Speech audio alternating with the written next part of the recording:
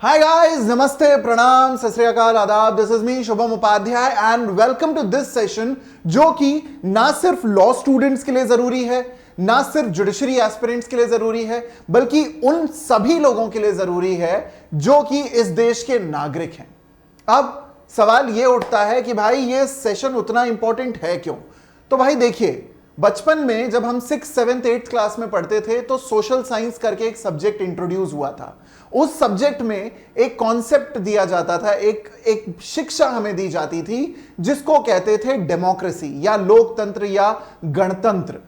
और यह कहा जाता है कि भारत जो है, हमारा देश जो है, वो इस दुनिया का सबसे बड़ा लोकतांत्रिक देश है। हमारा देश जो है ये वर्ल्ड्स लार्जेस्ट डेमोक्रेसी का तमगा काफी समय से अपने पास रखा हुआ है और इसके बारे में बहुत ही कम लोग बातचीत करते हैं। यह चीज कई बार नोटिस की जाती है कि हम हमारे फंडामेंटल राइट्स के बारे में तो बात करते हैं, लेकिन हम हमारी फंडामेंटल ड्यूटीज को उतना तवज्जो नहीं देते जितना वो डिजर्व करती है। ये पूरा जो सेशन है, इस पूरे सेशन में मैं कुछ ऐसे एस्पेक्ट्स के बारे में बात करने वाला हूं जिसको डेफिनेटली सुन करके आपको थोड़े या बहुत सारे सवाल अपने मन में महसूस हो सकते हैं और आपको उन सभी को जवाब देने की कोशिश करनी चाहिए। क्योंकि इस पूरे सेशन में, बहुत बड़ा सेशन नहीं होगा, लेकिन ये बहुत ही महत्वपूर्ण सेशन होगा जो कि एक ये आइडिया देगा, एक ऐसा आपको एक विजन देगा जिससे आप ये समझ पाएं कि क्या हमारे देश की जो डेमोक्रेसी है वो वैसी ही है जैसी लाल बहादुर शास्त्री जी चाहते थे? क्या वो वैसी ही है जैसा भीमराव अंबेडकर साहब चाहते थे? क्या वो वैसी ही है जैसे महात्मा गांधी जी चाहते थे? क्या वो वैसी ही है जैसा सुभाष चंद्र बोस जी चाहते थे? या क्या वो वैसी ही है जिसको हम कहते हैं कि ये वो राजतंत्र, रादर प्रजातंत्र है, ये वो डेमोक्रेसी है, ये वो गणतंत्र है जिससे कि पूरा विश्व एक सीख ले सकता है? हमारे देश को कहा जाता है कि पुराने समय में देश, हमारा भारत देश सोने की चिड़िया हुआ करता था।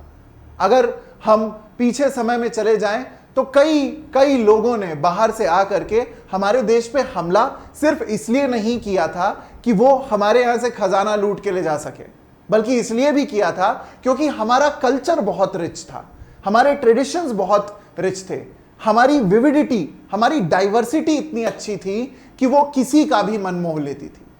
लेकिन जब हम बात करते हैं आज के परिप्रेक्ष्य में, जब हम बात करते हैं आज के प्रजातंत्र की या आज की डेमोक्रेसी की, तो ये दो contrasting photos I am very sure आपने पिछले 2 दिन में देखी होंगी। ये दो फोटोज डिपिक्ट करती हैं कि हमारे देश में 28 मई 2023 को क्या क्या हुआ। आप लोग जैसा बिल्कुल अपनी स्क्रीन पे देख पा रहे हैं, एक जगह पे हमारे नए पार्लियामेंट का जो न्यू विस्टा प्रोजेक्ट था, सेंट्रल विस्टा प्रोजेक्ट, उसका इनॉग्रेशन किया गया। एक हमारा कह सकते हैं कि लोकतंत्र का मंदिर, द टेम्पल ऑफ डेमोक्रेसी, उसको इनॉग्रेट किया हमारे प्राइम मिनिस्टर नरेंद्र मोदी जी ने।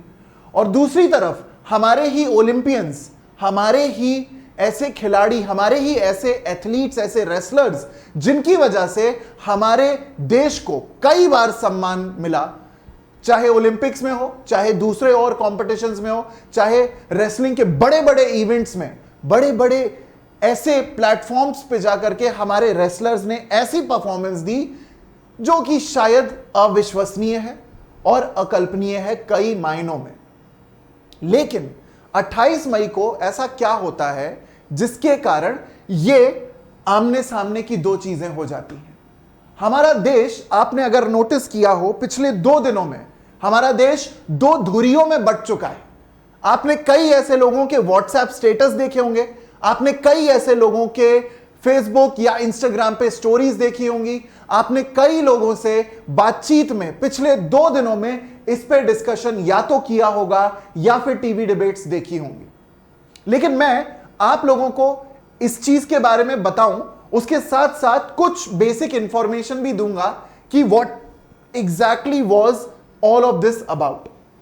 जब हम पूरे इस कॉन्ट्रास्टिंग इवेंट की बात करते हैं, 28 मई को हुए इन दोनों ही स्थितियों के बारे में बात करते हैं तो कुछ चीजों के बारे में हमें जानना बहुत जरूरी है। जो पहली ऊपर वाली इमेज आप देख रहे हैं, हम सभी लोग जानते हैं कि जनवरी से ही, अभी मैं टाइमलाइन भी डिस्कस करूंगा, पर जनवरी से ही हमारे देश में रेसलर्स का प्रोटेस्ट चल रहा है।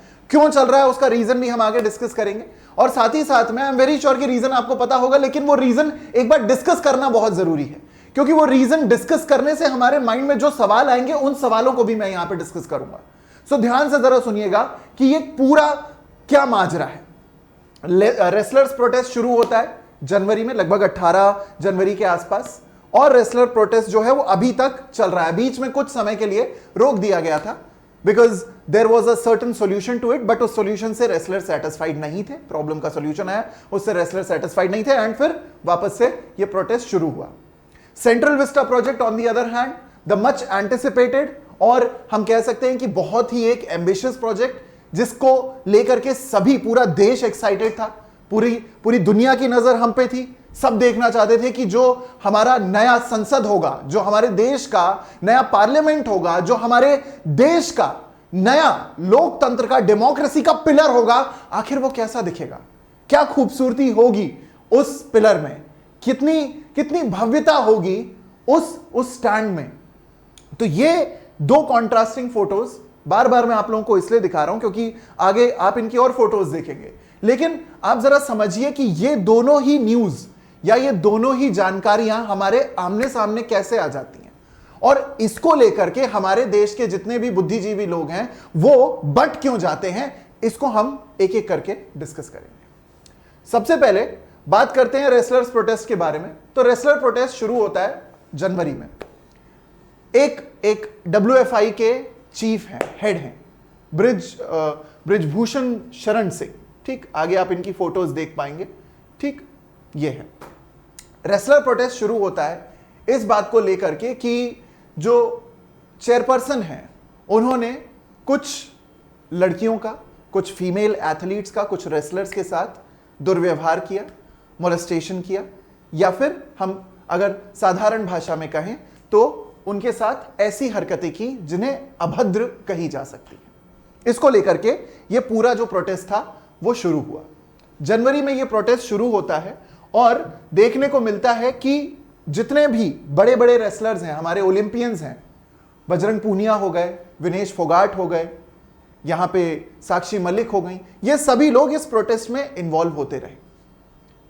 अब इन सभी प्रोटेस्टर्स के इन्वॉल्व होने की वजह से आप देखते हैं कि इस प्रोटेस्ट को बल मिला, और डेफिनेटली जो ऐसे एथलीट्स थे जिनके साथ शायद ऐसा हुआ या नहीं हुआ, जो भी है, वो चीज जागृत रूप से लोगों के सामने आई, जानकारी लोगों तक पहुंची।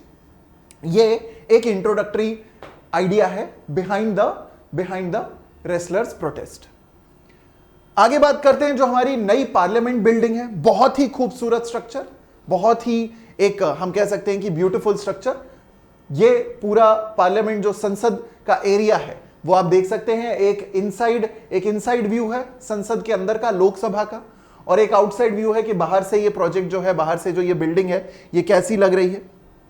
अब आप लोगों को एक चीज और बता दूं, यहां पे कई लोगों का सवाल आ रहा होगा कि भाई इतना पैसा खर्च करने की क्या जरूरत थी, इतनी भव्यता लाने की क्या जरूरत थी, what was the need, what was the requirement of actually spending so much money in presentation, ये इसकी क्या जरूरत थी। लगभग अगर हम लोग देखें तो इसका नंबर जो है वो अप्रोक्स 971 करोड़ रुपए के आसपास जाता है।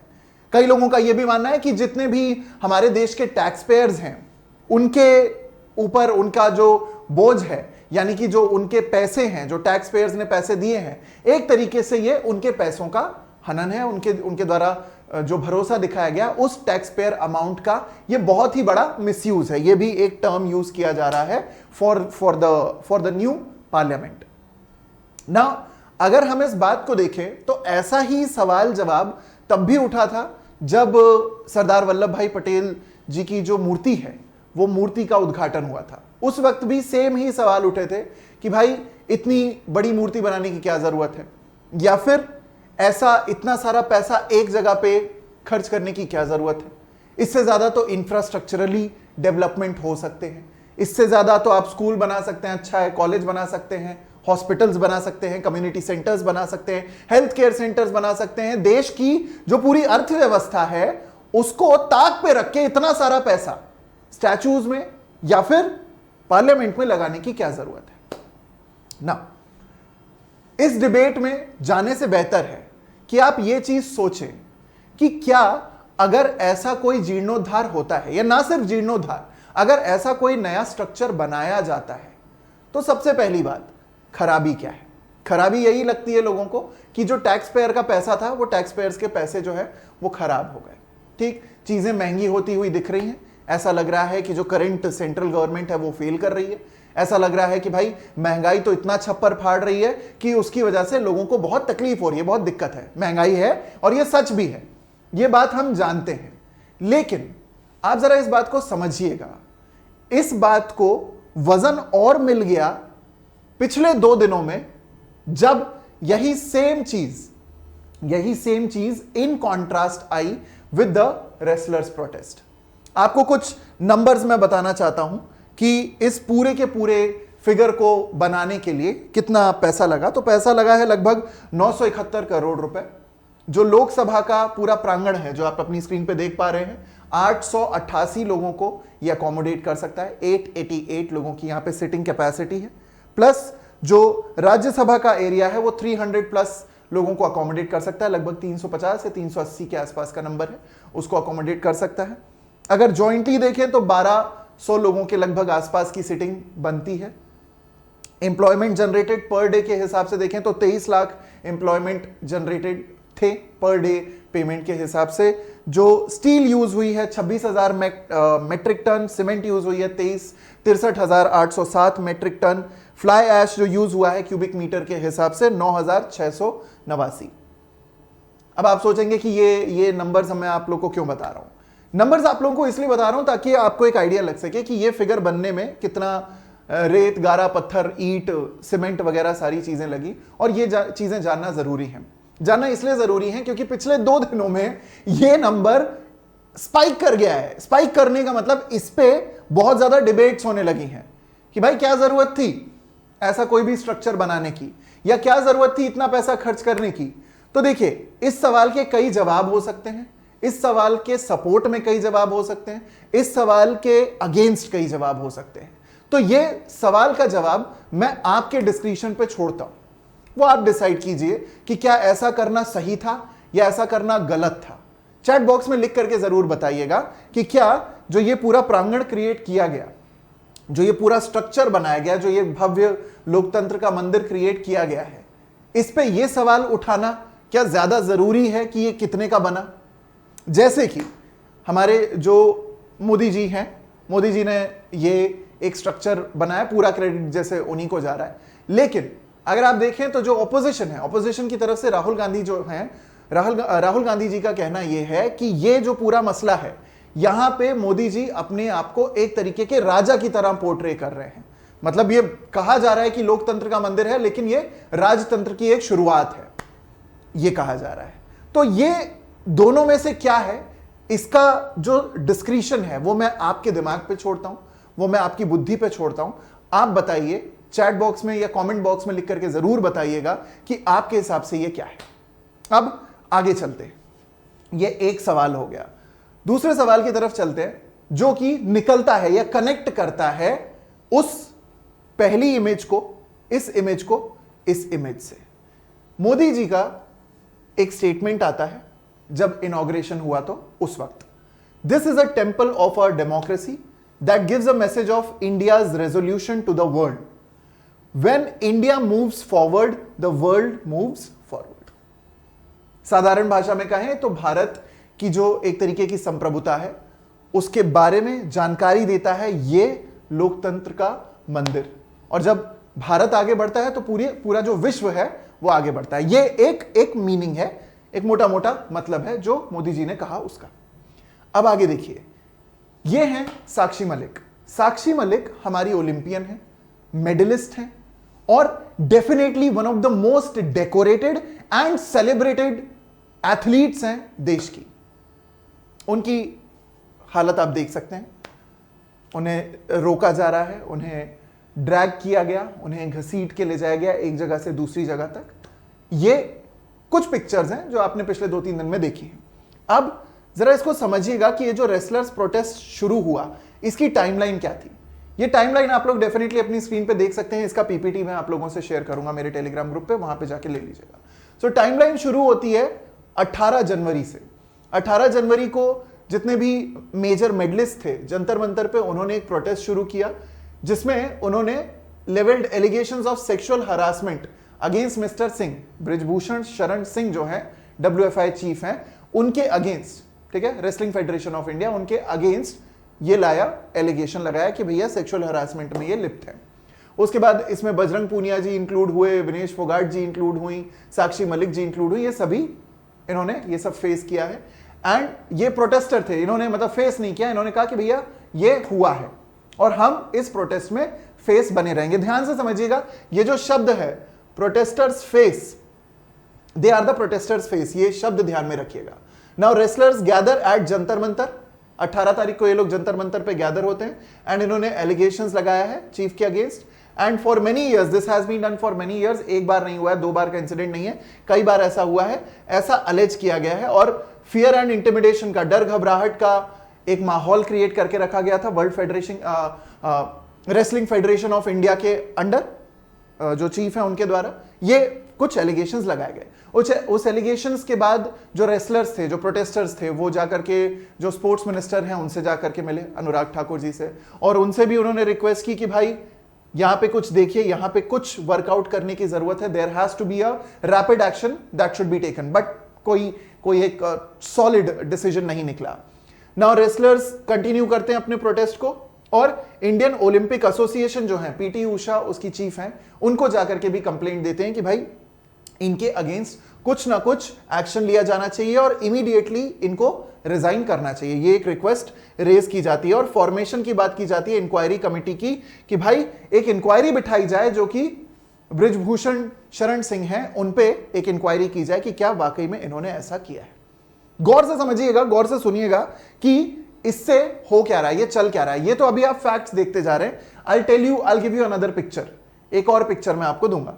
ये शुरू होता है, wrestlers meet mister Thakur, Anurag Thakur से दोबारा मिलते हैं। After fresh deliberation wrestlers call off the protest in the night after the sports minister says an oversight committee, एक ओवरसाइट कमिटी डेवलप करने की बात होती है 21 जनवरी को, और उसके बाद जो प्रोटेस्टर्स हैं वो अपना जो आंदोलन है, अपना जो प्रोटेस्ट है उसको रोक देते हैं। अब ध्यान से समझिएगा, 18 तारीख को ये पूरी चीज शुरू होती है, 21 तारीख को ये डिसीजन लिया जाता है कि एक कमिटी बनाई जाएगी, एक ओवरसाइट कमिटी ओसी क्रिएट की जाएगी, और उस ओसी का ये काम होगा कि वो ये पता लगाएं कि क्या एक्चुअली ऐसा कुछ हुआ था, कहीं फॉल्स एलिगेशंस तो नहीं लगाए जा रहे हैं, कहीं सही एलिगेशंस तो नहीं है, कितनी सच्चाई है इन आरोपों में, उसके लिए ये कमिटी क्रिएट की जाती है। अब 23 जनवरी मिनिस्ट्री जो है वो मैरी कॉम को, जो हमारी बहुत ही ज्यादा सेलिब्रेटेड बॉक्सर हैं, ठीक, एथलीट हैं, उनको इस ओवरसाइट कमिटी का चीफ बनाया जाता है, हेड बनाया जाता है। So head of the 5 member oversight committee and Olympic bronze medallist Yogeshwar Dutt, former Indian badminton Trupti Murgunde and CEO of Target Olympic Podium Scheme captain Rajagopalan and former SAI executive director Radhika Sreeman. ठीक, इनको बनाया गया कि भाई आप इस ओलंपिक कमेटी का, आप इस कमेटी का हिस्सा रहेंगी, ठीक, ओवरसाइट कमेटी का हिस्सा रहेंगे, हेडेड बाय मैरी कॉम। ध्यान से देखिएगा। उसके बाद भी एक प्रोटेस्ट जारी रहता है जिसमें यह कहा जाता है कि क्यों हमारी तरफ से किसी दूसरे, हमारी रेसलर्स से या जो प्रोटेस्टर्स हैं वो, उनका कहना होता है कि भाई हमारी तरफ से तो आपने कभी ये पूछा ही नहीं कि किसको ओवरसाइट कमेटी में लेना चाहिए। तो इसके बाद ये जो 5 मेंबर टीम है ये 6 मेंबर्स की हो जाती है। बबीता फोगाट जो है उनको भी इंक्लूड कर दिया जाता है कमेटी में। ध्यान से सुनिएगा, बहुत इंपॉर्टेंट चीज है। ये जनवरी 23 हो गया। उसके बाद अप्रैल 16 तक WFI announces election on May 7 after oversight committee reports was submitted to the sports ministry. The ministry does not make the report public. Singh, who completed 3 terms in the office, says he will not contest the president's post. 23 अप्रैल को wrestlers including Punia, Vinesh Fogart and Sakshi Malik return to the protest site at Jantar Mantar. They say even They say 7 female wrestlers, including a minor, filed a sexual harassment complaint against Brij Bhushan Charan Singh at CP police station, but Delhi police has not registered FIR. They demanded police to register an FIR against Singh based on the complaint and asked the ministry to make the public findings of the oversight committee. Oversight committee बनती है 6 member की, उसकी एक report आती है, वो report पहुंचती है लॉ मिनिस्ट्री तक, स्पोर्ट्स मिनिस्ट्री तक पहुंचती है, किंतु उस रिपोर्ट को पब्लिक नहीं किया जाता है। अब जब रिपोर्ट पब्लिक नहीं की गई तो रेसलर्स का यह कहना है कि भाई रिपोर्ट पब्लिक होना आवश्यक है, क्यों नहीं की गई। अब यहां से जो जंतर मंतर से 23 अप्रैल से प्रोटेस्ट शुरू होता है, वहां से हम देखते हैं कि एक एक करके ये ना सिर्फ गढ़ बन जाता है, 23 अप्रैल से जंतर मंतर का एरिया ना सिर्फ गढ़ बन जाता है प्रोटेस्टर्स का, आंदोलनकारियों का, किंतु उनका भी जो कि इससे ज्यादा इत्तेफाक नहीं रखते, यानी कि पॉलिटिशियंस। हम देखते हैं कि भाई जब ये पूरा प्रोटेस्ट शुरू होता है तो अलग अलग राजनीतिक दल जो हैं, चाहे आम आदमी पार्टी हो, चाहे फिर और कोई दूसरी पार्टी हो, कांग्रेस हो गए, या और जो छोटी मोटी पार्टीज हैं, उनकी तरफ से देश भर से एक सपोर्ट आने लगता है कि ऐसे जो व्यक्ति हैं उनका रिमूवल होना चाहिए, बृजभूषण शरण सिंह जो हैं उनका रिमूवल होना चाहिए।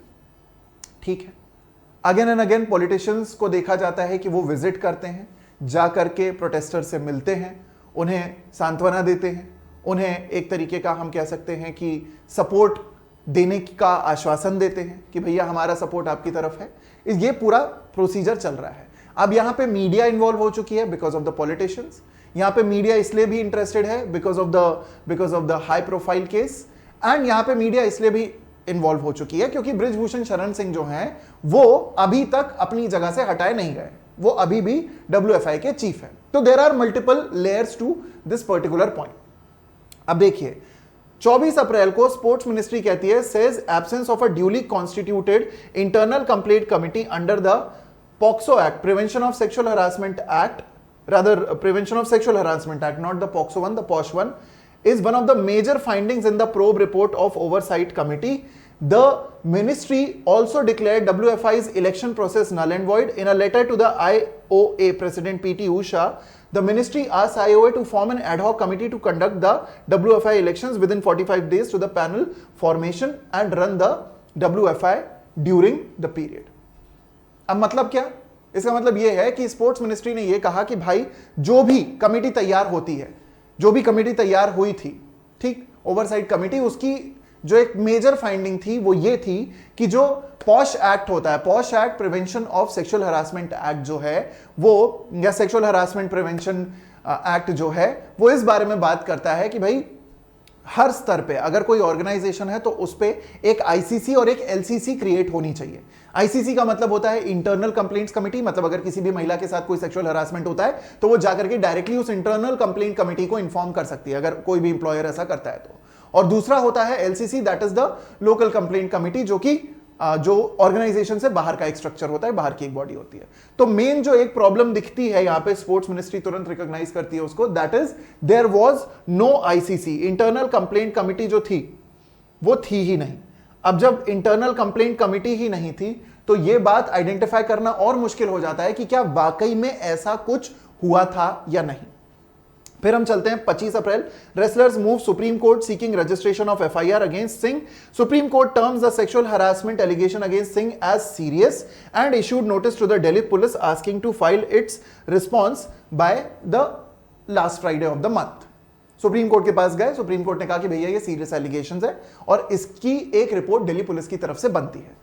कट टू हम आते हैं 28 अप्रैल पे, और फिर 28 अप्रैल के बाद सीधे 28 मई, एक महीने, क्योंकि ये पूरा प्रोटेस्ट चलता रहा, इसमें सारे पॉलिटिशियंस, सारे मीडिया हाउसेस, ट्विटर, सब कुछ एक्टिव रहा। अब देखिए, Delhi police inform supreme court it will register an FIR against Singh. A bench of chief justice DY Chandrachud and PS Narasimha directs Delhi police commissioner to make an assessment of the threat perception to the grapplers and provide adequate security to them who is a minor. अब देखिए होता क्या है, जब भी protest होता है और जब भी ऐसा हाई प्रोफाइल प्रोटेस्ट होता है तो वहां पे सिर्फ और सिर्फ प्रोटेस्टर्स नहीं होते, वहां पे प्रोटेस्टर्स के अलावा और भी पॉलिटिशियंस, मीडिया हाउसेस और जनता पहुंचती है, जिसके कारण से वहां पे जितने भी लोग प्रोटेस्ट कर रहे हैं उनकी सेफ्टी खतरे में पड़ सकती है। तो सुप्रीम कोर्ट की तरफ से ये निर्देश दिए गए कि भाई जो दिल्ली पुलिस है वो कोऑपरेट करते हुए प्रोटेस्टर्स को प्रोटेस्ट करने का जो उनका अधिकार है, फंडामेंटल राइट है, वो उनको एंजॉय करने दे, वो उनको प्रोटेस्ट करने दे, लेकिन ये भी इंश्योर करें कि पूरी तरीके से सिक्योरिटी वेल मेंटेन्ड हो। अब इस पूरे मामले में जो दिल्ली पुलिस है उसकी एक रिस्पॉन्सिबिलिटी, यहीं से देखिए पूरी चीज शुरू होती है। दिल्ली पुलिस की एक रिस्पॉन्सिबिलिटी क्रिएट हो जाती है that they have to ensure that there is proper law and order, they have to ensure that there is sufficient amount of security to the protesters to.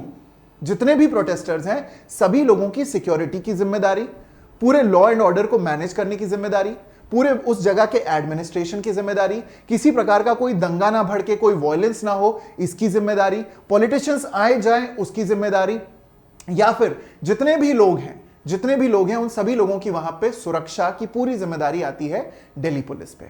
गौर से सुनिएगा क्योंकि यहीं से पूरी चीजें खराब होना शुरू होती हैं। अब आप दिल्ली पुलिस से एक्सपेक्ट कर रहे हो कि दिल्ली पुलिस कंप्लीट आपको support they, security they, which is not at all wrong, क्योंकि यह पुलिस की जिम्मेदारी होती है, यह पुलिस की ड्यूटी है। प्लस सुप्रीम कोर्ट की तरफ से भी ऐसा गाइडलाइन आना डेफिनेटली सिक्योर करता है सिक्योरिटी को। Wrestlers say that they will continue their protest against WFI chief until he is sent behind the bars. अब ये 28 अप्रैल का आखिरी कथन है। उसके बाद हम सीधे आते हैं 28 मई पे। अब देखिए जरा ध्यान से सुनिएगा क्योंकि ये बहुत इंपॉर्टेंट फैक्ट है। एक महीने तक ये पूरा प्रोटेस्ट चलता है, पॉलिटिशियंस का आना जाना लगा रहता है, सपोर्टर्स का आना जाना लगा रहता है, फॉलोअर्स का आना जाना लगा रहता है, मीडिया लगातार बनी हुई है और ये प्रोटेस्ट जो है वो पूरी तरीके से गर्माता जा रहा है। बृजभूषण जो है वो अभी भी अपनी जगह पे इंटैक्ट है, वो ना तो रेसिग्नेशन उन्होंने दिया है, ना ही उन्होंने अपना पद छोड़ने के तरफ अग्रसर कोई भी स्टेप लिया है, तो कुछ भी अभी सारी चीजें स्टेटस को में चल रही हैं एक्सेप्ट फॉर द फैक्ट कि प्रोटेस्ट ऑनगोइंग है, प्रोटेस्ट जो है वो रुक नहीं रहा है। अब देखिए 28 मई को India top wrestlers including Vinesh Phogat, Sakshi Malik and Bajrang Punia who were living in the makeshift tents at New Delhi's Jantar Mantar for nearly 35 days to protest against Wrestling Federation of India chief Brij Bhushan Sharan Singh, who is accused of sexual harassment, were detained on May 28 by security personnel as they tried to march towards the new parliament building during its inauguration. अब समस्या ये आती है कि 28 मई को जब ये पूरा इनॉग्रेशन होने वाला है तो उसी इनॉग्रेशन के दिन जो प्रोटेस्टर्स हैं वो ये डिसाइड करते हैं कि हम पार्लियामेंट बिल्डिंग के, न्यू पार्लियामेंट बिल्डिंग के जिसका इनॉग्रेशन होने वाला है उसके जस्ट सामने एक महिला पंचायत का आयोजन करेंगे। अब ये स्ट्रेटेजिकली कैसा मूव है ये तो मैं नहीं जानता, या शायद मैं इस पे कमेंट भी नहीं कर पाऊंगा, लेकिन जरा इस बात को सोचिए कि क्या 28 मई का ही दिन सबसे ज्यादा जरूरी था इस महिला पंचायत को ऑर्गेनाइज करने के लिए। बेशक उस दिन पीएम होंगे, वहां पे और सभी जितने भी डिग्निटरीज हैं हमारे देश के, चाहे फिर वो रूलिंग पार्टी हो चाहे फिर वो ऑपोजिशन हो, सभी लोग वहां पे प्रेजेंट होंगे।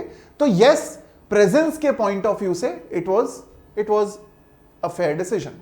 ऑन द अदर हैंड जिस दिन इनॉग्रेशन हो रहा है, जिस दिन पूरे दुनिया की, पूरे विश्व की नजरें जो है वो हमारी तरफ है, उसी दिन ये प्रोटेस्ट दिखाना, जाहिर सी बात है एक तरीका था कि भाई ये एक ऐसी आवाज है जो कि सभी लोगों के कानों तक पहुंचनी चाहिए। और क्योंकि सबका पॉइंट ऑफ फोकस वही जगह होगी जिस दिन देश का टेंपल ऑफ डेमोक्रेसी इनॉग्रेट किया जा रहा होगा नया, उस जगह पे अगर प्रोटेस्ट करें तो जाहिर सी बात है कि इसको बहुत लाइमलाइट मिलेगी।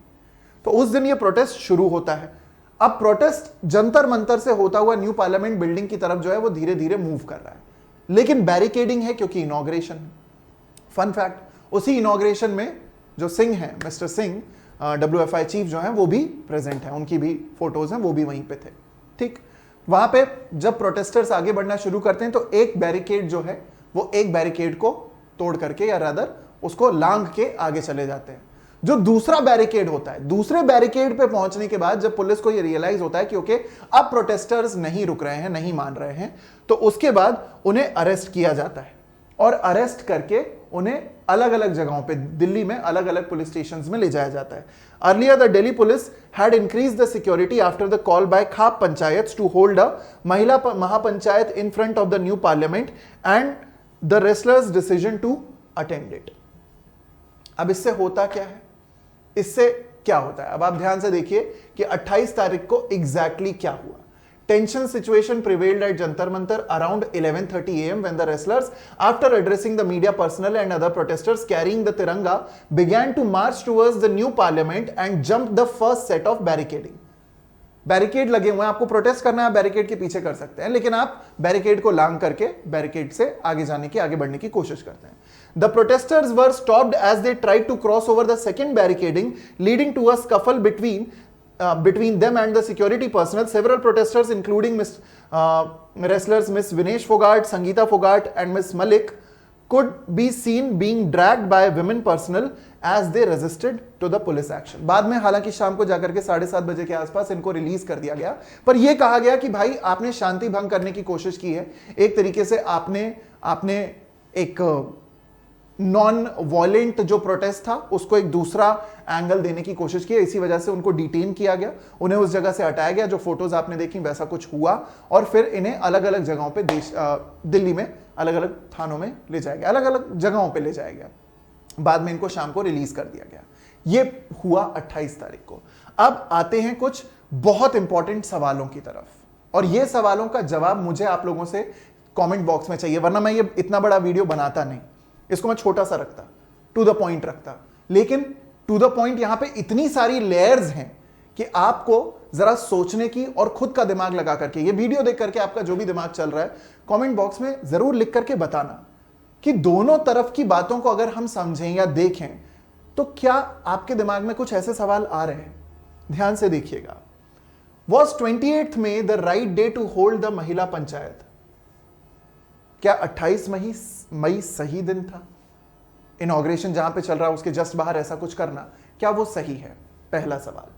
जो भी आपका रिस्पॉन्स है चैट कमेंट बॉक्स में लिख के बताइएगा. दूसरा, had it been a protest by someone not so known, would media and politicians still be interested? अगर यही case, same case WFI chief के अगेंस्ट अगर ये ओलंपियंस ने नहीं किया होता, यानी अगर ओलंपियंस इसका फेस नहीं होते, प्रोटेस्टर्स में अगर ओलंपियंस का फेस नहीं होता, जो हमारे देश के सेलिब्रेटेड एथलीट्स हैं उनका फेस नहीं होता, तो क्या मीडिया और जो पॉलिटिशियंस हैं तब भी इस पूरे प्रोटेस्ट को उतना ही सपोर्ट देते या उतना ही कवरेज देते जितना अब दे रहे हैं? दूसरा सवाल. तीसरा सवाल, is political power way more powerful than law and justice itself? भाई रेजिग्नेशन ना होना, FIR होने के बावजूद किसी और प्रकार का कोई अरेस्ट ना होना, डिटेंशन ना होना रिगार्डिंग द WFI चीफ मैं बात कर रहा हूं, तो क्या वाकई में हमारे देश में जो पॉलिटिकल पावर है, कई बार कहा जाता है कि पॉलिटिकल पावर जो है उसको न्याय अगर मिले भी तो न्याय इतना देर से मिलता है कि तब तक उस न्याय का कोई यूज ही नहीं होता. हमारे लॉ में एक कॉन्सेप्ट कहा जाता है that justice delayed is justice denied. Justice delayed का मतलब होता है जस्टिस होता है भाई, बस डिलेड होता है, and it is justice denied. तो क्या हमारे देश में पॉलिटिकल पावर जो है, चाहे वो किसी की भी हो, सिर्फ इस कॉन्टेक्स्ट में मत सोचिएगा कि यहां पे जो रूलिंग पार्टी है बीजेपी है उसकी तरफ से पॉलिटिकल पावर है. नहीं, थिंक अबाउट इट. क्या यहां पे कोई एक पॉलिटिकल एंगल आपको लगता है? क्या आपको ऐसा लगता है कि यहां पे ये जितनी भी चीजें हुई इसमें कोई एक पॉलिटिकल एजेंडा, पॉलिटिकल प्रोपेगेंडा हो सकता है?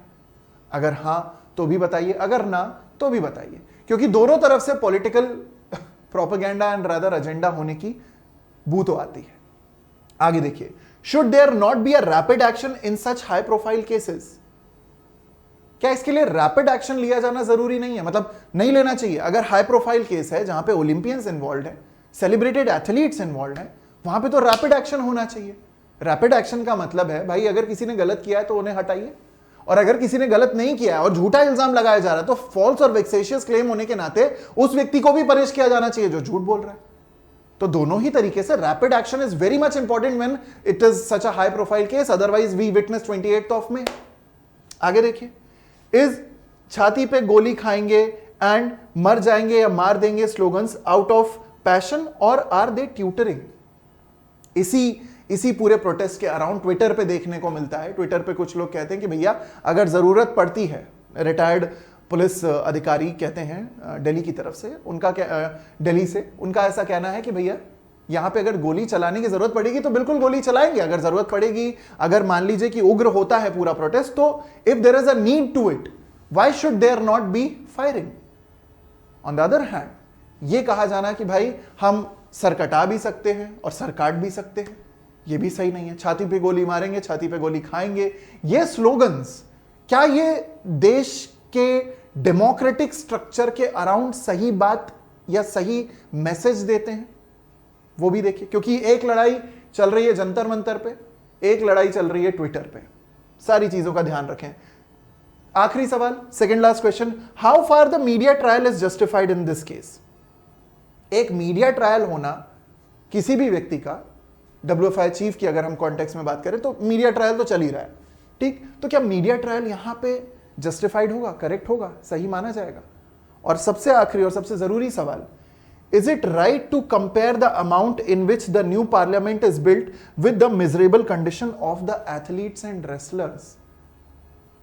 ये चीज, ये पूरी की पूरी चीज और लाइमलाइट में, जैसा मैंने शुरू में बताया था, ज्यादा लाइमलाइट में इसलिए आ गई क्योंकि रेसलर्स प्रोटेस्ट हुआ, उन्होंने महामहिला पंचायत ऑर्गेनाइज करने की कोशिश की, और उसके बाद जो दो कॉन्ट्रास्टिंग इवेंट्स थे, एक डेमोक्रेसी का सेलिब्रेशन और दूसरा डेमोक्रेसी का हनन या इवन ओवर रीच, ये दोनों चीजें आमने सामने आ गए।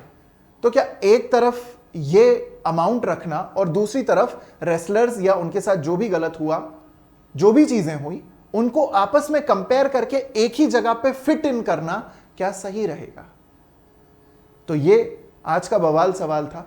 काफी बड़ा सवाल है, लेकिन ये पूरे के पूरे स्टैट्स के बिना, पूरी की पूरी इंफॉर्मेशन के बिना जवाब दे पाना बहुत मुश्किल है। और एक बात का ध्यान रखिए, ये जो पूरी की पूरी रेसलर्स प्रोटेस्ट है या इनॉग्रेशन के अराउंड के स्टेटमेंट्स हैं, जितनी भी चीजें हैं, इसमें पॉलिटिक्स एकदम ठूस के ठस्सम ठस भरा हुआ है। तो अपने स्वविवेक से, चाहे आप एक लॉ के स्टूडेंट हो या ना हो, मुझे कमेंट बॉक्स में जरूर लिख करके बताइएगा कि आपका इस पूरे प्रोटेस्ट के अराउंड या नई पार्लियामेंट बिल्डिंग के अराउंड या उस पे हुए खर्चे के अराउंड या प्रोटेस्टर्स के साथ जो ट्रीटमेंट हुआ उसके अराउंड या पॉलिटिशियंस का जो एक जमावड़ा लगना या एक सपोर्ट लगना या नए पार्लियामेंट के अगेंस्ट जो स्टेटमेंट दिया जाना, क्या इनमें क्या आपका ओपिनियन बनता है? मुझे चैट बॉक्स में लिख करके जरूर बताइएगा, क्योंकि I would be waiting for your comments, I would be waiting for your response. आप लोग को एक और चीज बताना चाहता हूं, आज आखिरी 2 दिन बचे हुए हैं अनअकैडमी के ऑफर के, wherein you can actually get a discount of up to 20%। आप लोग देख सकते हैं, आपकी स्क्रीन पे विजिबल है। You can get a discount of up to rather 40%, 40% तक आपको डिस्काउंट मिल सकता है on all the Unacademy subscription. आपको बताना चाहूंगा कि अनअकैडमी पे हमारा आरंभ बैच शुरू हो चुका है। आशुतोष सिंह सर ने कॉन्स्टिट्यूशन ऑफ इंडिया से बैच शुरू कर दिया है। सारथी 5.0 बैच में ऑलरेडी CPC चल रहा है, तो आप ये सभी बैचेस को ज्वाइन कर सकते हैं। JW10 कोड यूज कीजिएगा, remember to use the code JW10 in order to get discount up to 40%। चाहे आप अनअकैडमी प्लस का सब्सक्रिप्शन लेना चाहें, चाहे आप अनअकैडमी आइकॉनिक का सब्सक्रिप्शन लेना चाहें, आप दोनों में से कोई भी सब्सक्रिप्शन ले सकते हैं। The offer is valid till 31st of May, so do join Unacademy for your judicial services preparation, do join me for your judicial services preparation, and let's crack it together. And फिर से एक reminder, मुझे chat box में या comment box में जरूर लिख के बताइएगा कि आपका इस पूरे विवाद के और इस पूरे सिनेरियो के अराउंड क्या कहना है। टेलीग्राम पे आपको इस पूरे सेशन की PPT मिल जाएगी। So do let me know in the comment box what exactly is your opinion. This is me, Shubham Upadhyay, signing off. Tata, bye bye, take care, good afternoon, good evening, good morning, जब भी आप ये video देखें, and बेला चाओ, and what? Necessarily, जय Hind, bye bye.